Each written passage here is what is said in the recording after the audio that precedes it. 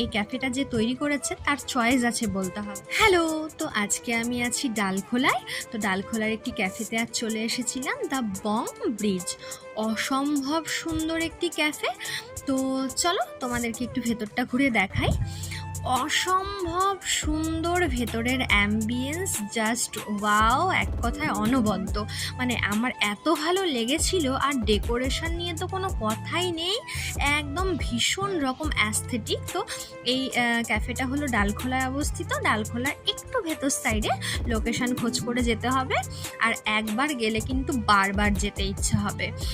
আর দেখো এখানে কত সুন্দর একটা সেলফি জোন করা, দারুণ দারুণ। মানে আমি ভয়েস ওভার কি দেবো, আমার নিজেরই দেখছি মনে হচ্ছে আবার চলে যাই। তো দেখো এই সাইডগুলো তোমাদেরকে আরেকবার ভালো করে ঘুরে দেখাই।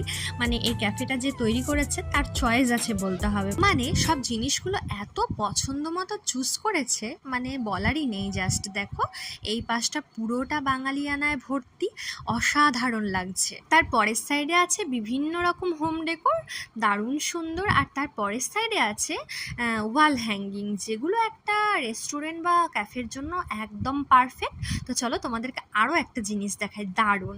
দেখো এখানে হচ্ছে অ্যাকোয়ারিয়াম করেছে, এইটা আমার এত সুন্দর লেগেছে, একদম নতুনত্ব টাইপের। আর দেখো রিসেপশন নিয়ে তো বলার কোনো কথাই নেই, দারুণ। সবাই কিন্তু একবার হলেও এসো, আশা করি খুব ভালো লাগবে।